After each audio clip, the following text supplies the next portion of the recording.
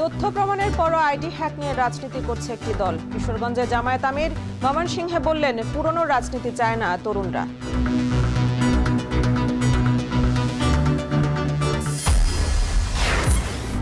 পর্যবেক্ষকদের মধ্যে বিশেষ দলের সংখ্যায় বেশির অভিযোগ বিএনপির।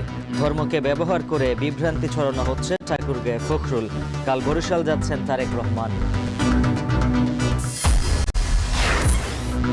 শেষ সপ্তাহে নির্বাচনী প্রচারণায় সরগরম ভোটের মাঠ। বাড়ি বাড়ি গিয়ে ভোট চাইছেন প্রার্থীরা। এলাকার উন্নয়নের আশ্বাস আর প্রতিশ্রুতি।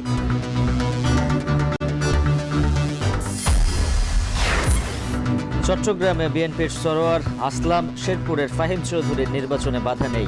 ঢাকা 11-এ কাইয়ুমের মনোনয়ন বৈধ, আপিল বিভাগের আদেশ।